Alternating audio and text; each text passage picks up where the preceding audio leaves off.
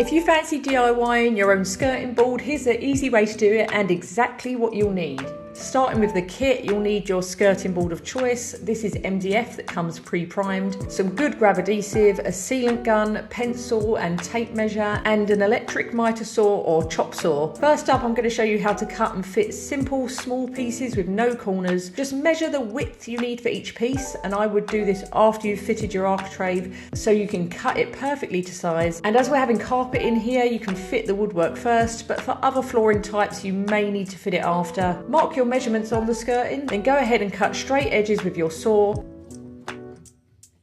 This tool looks intimidating, but it's actually really easy to control and gives a clean cut every time with very minimal effort. So once I've got a piece cut, I test that fits okay, making sure there's no debris underneath it. And somehow I got this one spot on first time, so I then applied some adhesive on the back and firmly pushed it into place, making sure it really yanks on the wall. Don't worry too much about any little gaps, you can go back and fill these with filler or caulk later. I would say the decoration is really what makes them look seamless, so don't worry if it's not 100% perfect right now. And that's all there is to it with these small pieces.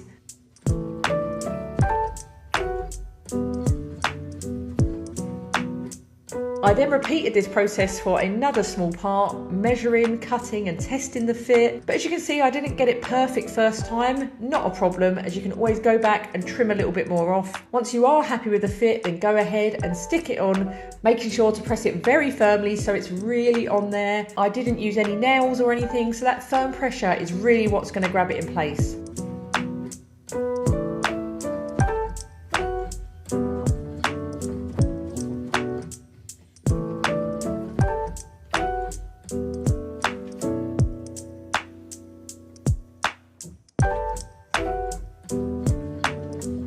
We also had a tricky corner part to navigate, which I wasn't looking forward to, but in the end it was fine. Here's a little trick for you. Cut a 45-degree angle in one end of your skirting, then push that into the corner and use your architrave as your cutting guide. So just mark where the skirting meets it, and that's where you'll need to cut. The same goes for outer corners where the skirting board meets the wall, as you can see. Just mark and then make your cut there. Now I know people recommend scribing corners, but I didn't have the tools for it, and none of the corners in our house have ever been scribed and have not posed any problem, but it is totally your preference as to what you choose to do. This is just what I found easiest and simplest at the time. You want to put your miter saw into the 45-degree setting to cut those angled edges, making sure you cut them in the right direction, and then test they all fit and meet together perfectly.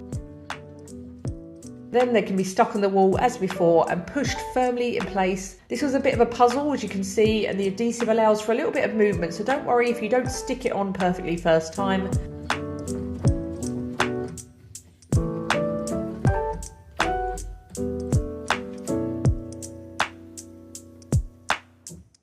In other parts of the room, we repeated this whole process, measuring, cutting, sticking, and just making sure they were really yanking on the walls well, which any decent grab adhesive should do. We were working with brand new flat walls here, so if you've got older walls, you may find it a bit trickier. A few nails in places can really help cinch it flat to the wall if you find yours isn't sitting as flush as you'd like.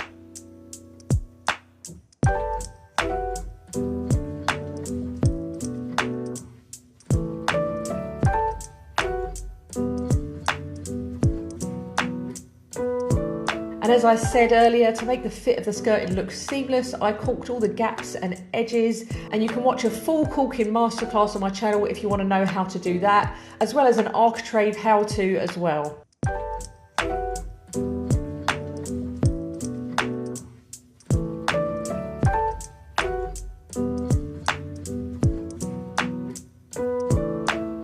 And that is it. The skirting and architrave is all on in here now, looking great, looking seamless, and all ready to be painted.